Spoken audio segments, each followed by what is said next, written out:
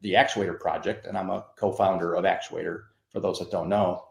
But you've heard us speak that one of our objectives with our project was to build some tools that would accommodate larger capital coming in and feeling like they're being treated with tooling and products in ways that they're accustomed to being able to work with their portfolios in TradFi, namely things like risk management. That's a big deal because if, as I've said before, if larger family money and institutions can't manage risk with tools, they're going to manage it with asset allocation. And we don't really want that. We don't want them to be limited in their asset allocation because they don't have sufficient tooling. Yeah, that's what, when you say that, for my first question, my first instinct, and probably what Chad is thinking as well, is why not just why need any tools? Why can't we just buy, stake, hold HEX, sell it when we want to, that type of thing? What makes it, what brings capital in for investors who want to do, play all the different products and stuff with it? Why is it important to have these things to build on? And why wouldn't people, certain types of people, certain types of investors come to the ecosystem without them? Well, that's a really good point. And that leads to a couple of upfront disclaimers that I want to throw out here real quickly. When we talk about advanced HEX strategies, which is what the topic for the moment will be, one thing to really remember is it is not for everybody. So these tools, these more complicated or sophisticated strategies of different types are absolutely not for everybody. So I think we do as a community have to be very cautious that many of the folks that are probably involved in HEX, myself from day one, are very satisfied and accustomed to doing our objectives through the simplicity of staking and laddering and the things that we're used to doing.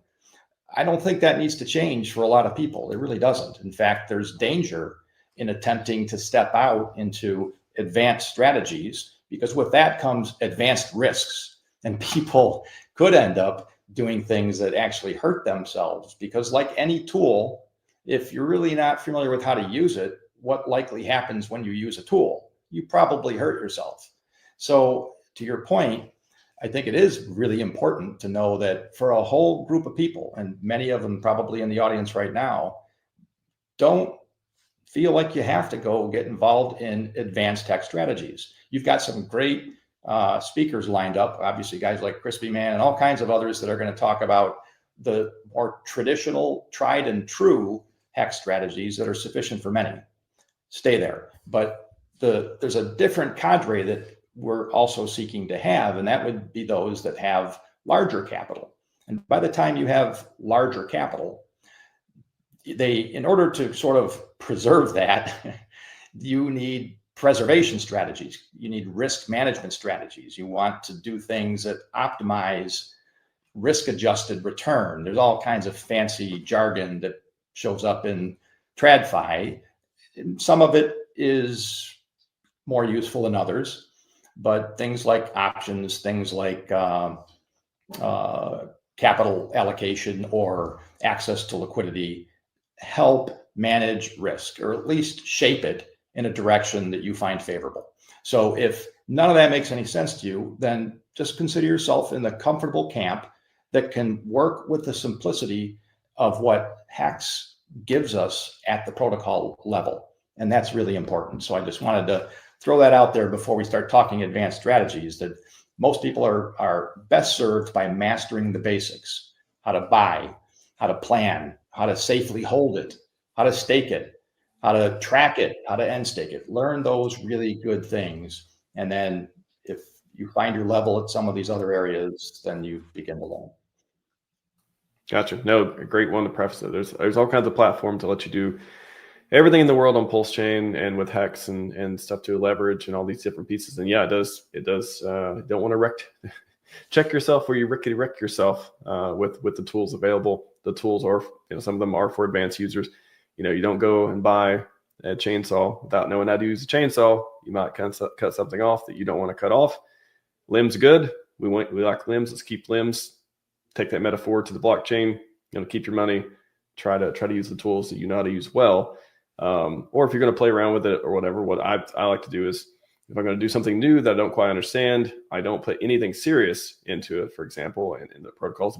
I can put a little bit, see how it works, and then, okay, do I want to participate with more?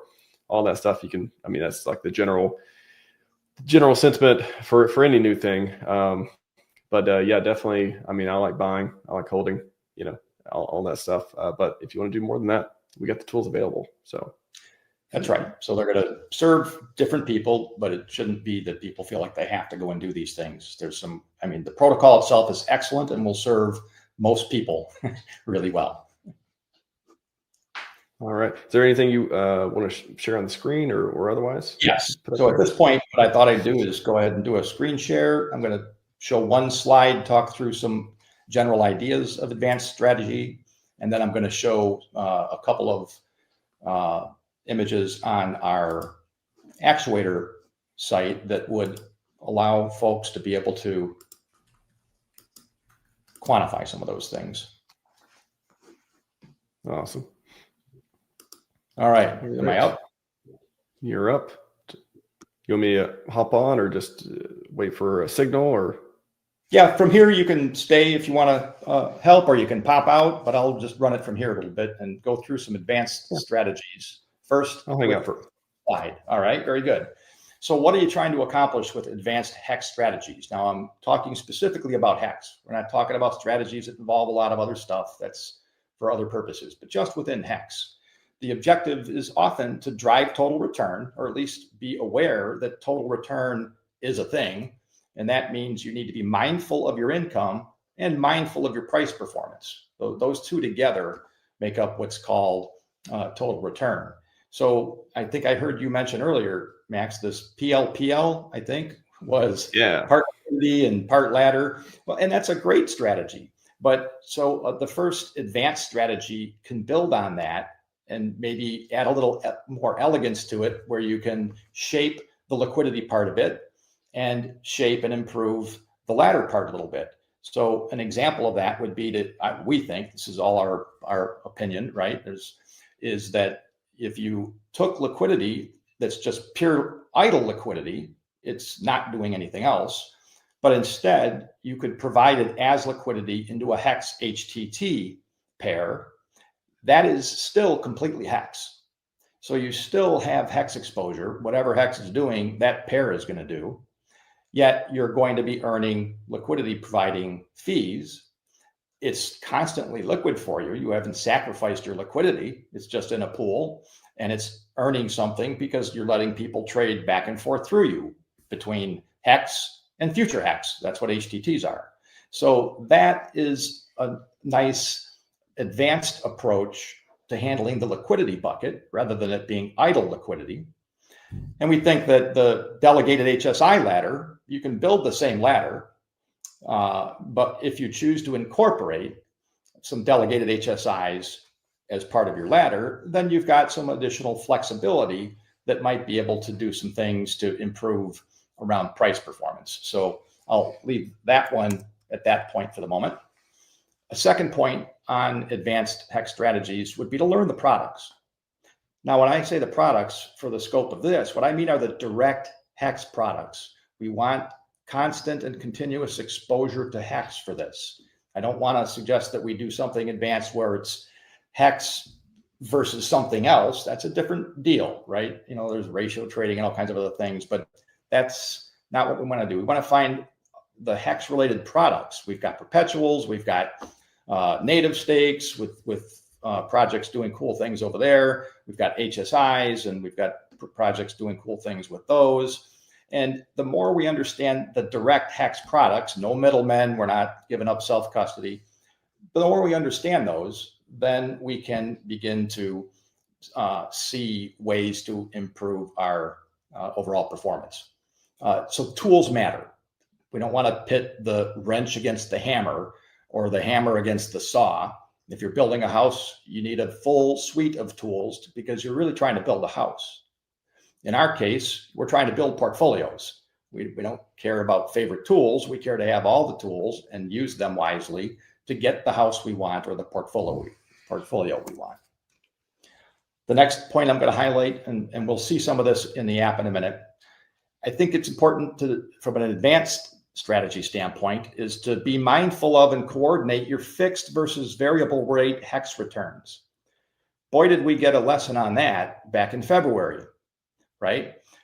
Every HEX product, whether it's native staking or perpetuals or every other form of HEX, direct HEX exposure you can get, when you stake it, it's all staked in such a manner that you're still dealing with variable rate returns. Variable rate meaning you don't know what it's going to be tomorrow. You don't know what your earning rate's going to be. How many HEX per T-share are you going to get? You don't know. We can model stuff, but what we learned in February was, gee, that can change overnight by factors we don't control. That's called variable rate. It could go in the good direction too, right? Maybe the OA and the whales decide they want to do lots of emergency end staking now. Well, suddenly you're going to like variable rate again, right?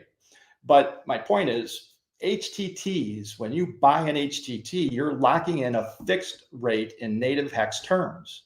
So that is a fixed rate product. It's a fundamentally different form of exposure to HEX. It's not a better or worse, right? They're different and they offset risks. So for example, when we experience that OA movement, and I can show you this when we get to the app here, a couple days later, all of the standard staking products had dramatically lowered return rates, and that changed the outlook of the return relative to when somebody did the stake of what they were expecting to get. The HTTs were completely unaffected. Didn't matter. Why? Because you bought at a discount and that was fixed, and you're guaranteed to get a HEX back at the end day. So that step up is fixed and nothing changes that. So it's important to coordinate both as an advanced strategy. Fourth, risk return and liquidity management is really a broad category, and our last fellow with the options certainly plays into this. But there are ways to do what I'll call curve trades to accelerate and redeploy your principal. I'll highlight that on the app, so I won't spend too much time here.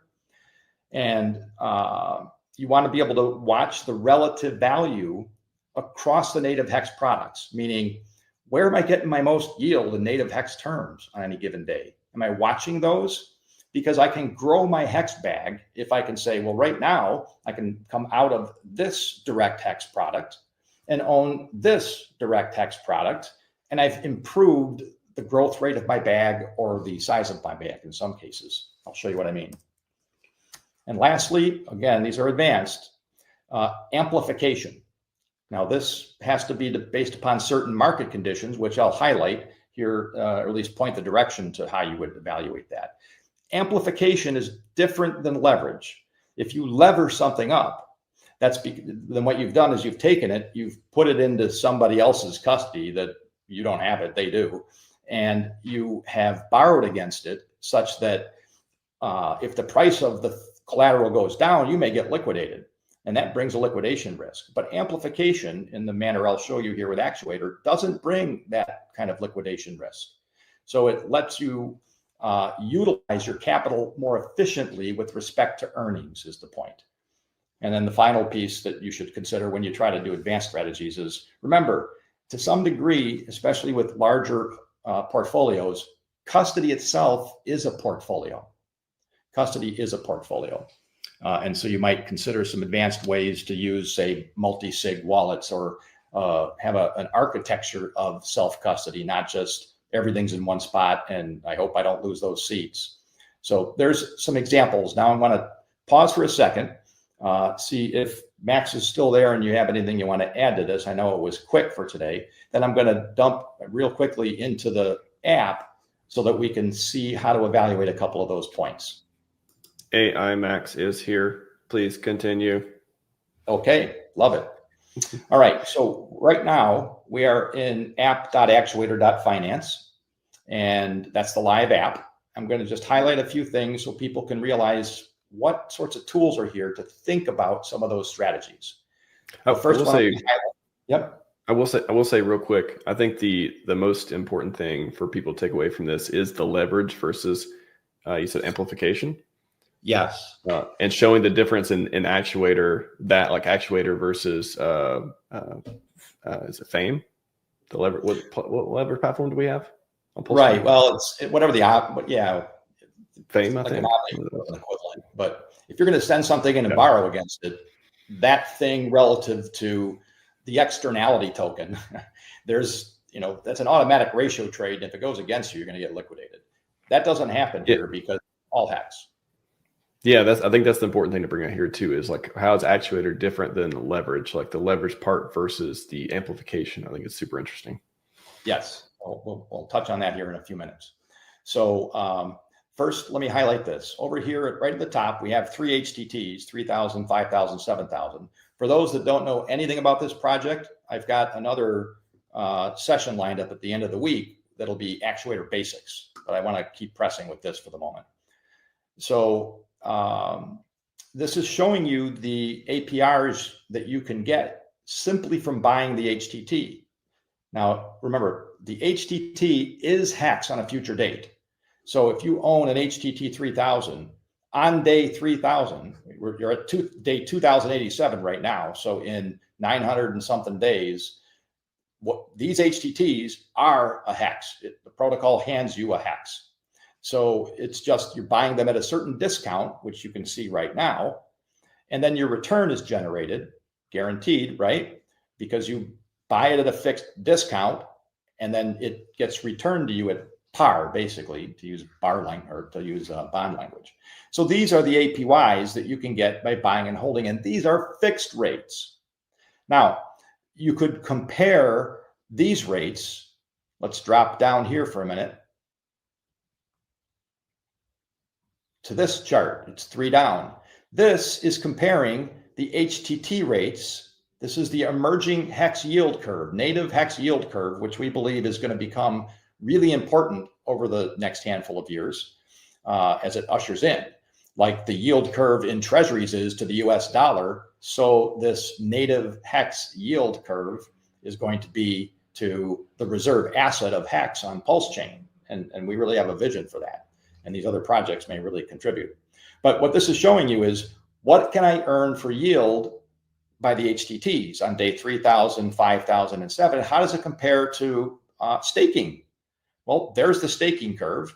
At day 5,000, I can earn 3.5%, or I can earn 7.9 fixed by just buying the HTT. There's an example of something that it's not an all or nothing. You don't make portfolios wise by just jumping everything into whatever looks good today. But it does mean it should have an allocation probably, right? After you understand what you're doing. But that's a way to compare directly what can I earn by buying the HTTs on a fixed rate basis versus what I'm getting on HEX staking on a variable rate basis. Maybe this stays the same, maybe it goes down, maybe it goes up, but we know what we're going to get over here. So that's a way to make an evaluation and decide what's important. Now, if you click this drop down up here, you get 2 other important opportunities to throw some data on there. I can throw payout per T-share. Let's just start with that one. Payout per T-share, if I click that, turns this into a calculator.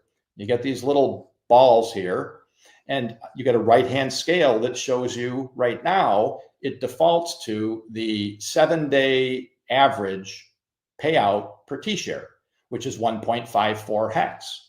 That's what you're getting on your T-shares. And it says that you're getting it across the entire part of the curve.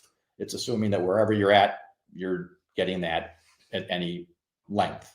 But if you wanted to evaluate what would happen if it was at a different one, you can drag that ball up. All right, so I can drag the middle part of the curve, and notice now I'm up here at 12. So guys like Crispy Man do some great work in modeling what this might be and what we might expect. So you can dial in here, what would it be at day 5,000, and then what might it be at day 7,000?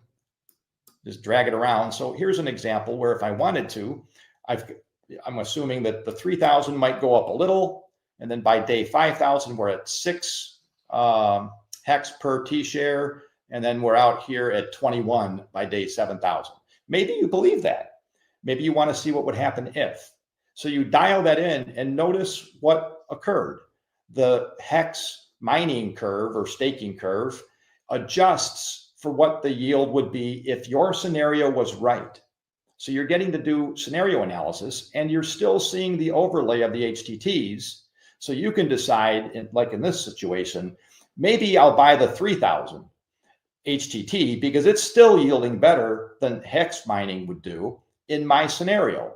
But maybe I'm willing to buy the HTT for a season, remembering that they're liquid. I can always sell them and move into this when it happens. So don't forget that. All right. So this is just a way to evaluate the scenario you want to examine for. Very important. And deciding which product to be in and any sorts of adjustments you want to do. Now I'm going to show you what amplified staking would look like. First, let me just step away from this and reset. And now I'm back to the payout per T-share is the 7-day average fixed. But now I want to layer in amplified staking and explain what that is and when it would work. So what it is this. And again, if you don't understand actuator as a protocol, come to the basic one, please, on Friday, and you'll understand what some of these terms mean. But it enables an HSI or a tokenized stakeholder to be able to extract some liquidity from his stake. If he does that and then repurchases with that a second stake out to the same day, he's amplified his capital. Instead of being across one stake, he now has it across two. And you could do that 2 or 3 or 4 times, and then you would have 5 different T-share positions from the same original capital. And so what you've done is trade off your opportunity for liquidity for concentration on a particular stake. That's what you've done. Because this protocol gives you the opportunity for liquidity from your stake.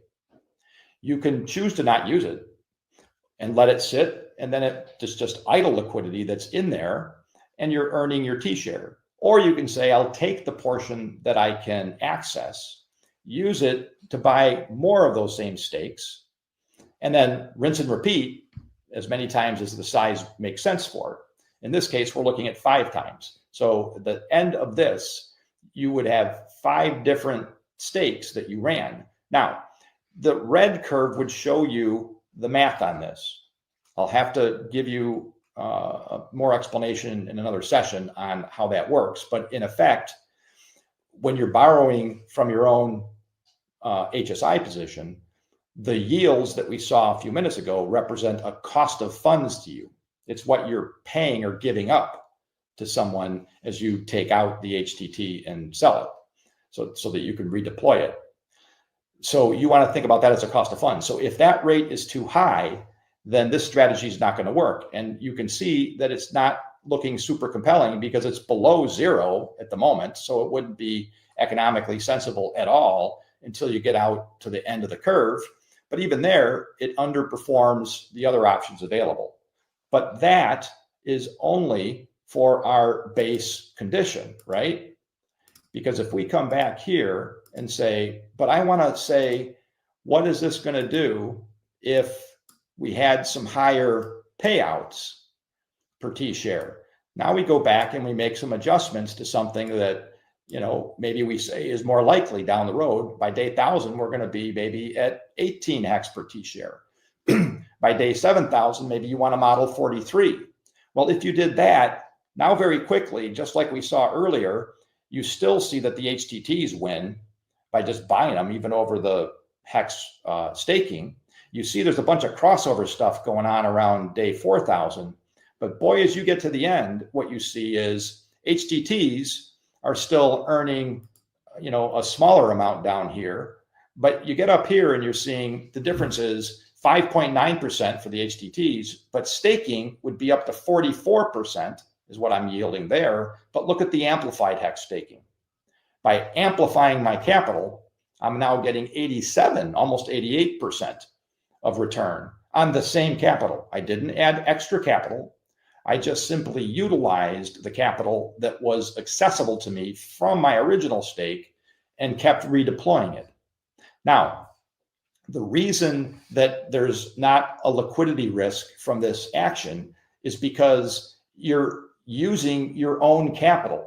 There isn't a counterparty involved, right? That's a big piece. When you send something up and take out a different token, you have effectively put on a ratio trade of risk with some counterparty that you have to make good for.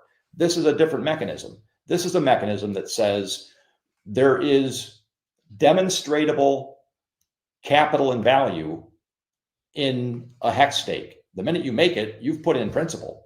That's there, and the protocol knows it, and the actuator protocol can be careful to preserve that for whatever obligations are needed through the ATTs.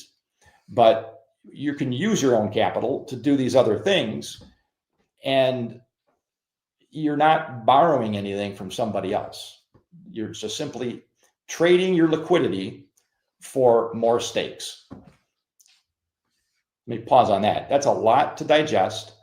And my intent here is not to make everybody an expert on all of these advanced hex strategies. I think if there's a takeaway, it's to understand that they exist. And if you find in time that there are some risks or needs, or life happens, or you begin to believe that you can learn and understand some of these principles, you can get a higher risk adjusted return with the hex protocol preserving all of your self-custody hex ethos principles. So let me pause here. Super good. Yeah, I'm just looking through the chat for questions too. Mostly compliments. Hex Monkey, I think, put it pretty well too. Brother Sick Protocol, 3, 5, 7-year bonds like in TradFi, but for hex yield. Right. And there are more Easter eggs you could see in here, but I won't take the time because we don't have it here today. Just understand there's some really cool tools that are suitable for, certainly for larger investors, for managing their portfolios for optimal return on equity, which is what they're after. So good. I love, having people coming from industries that, they know how this stuff works and know how the products work. They go, they like hex, they build it. And just super great to see people in the community, again, with professional backgrounds and stuff like that. It sounds like just being able to be like, we can build this stuff. We can build it for hex, and because we want this place to succeed, right? Like I love seeing it, man. And we totally believe that hex is a reserve asset on PulseChain, and a reserve asset has very important features that, if it is given proper tooling, can carry it to heights other assets can't reach. That's why the dollar is dominant and treasuries matter and all this kind of stuff. But it's important. Very cool.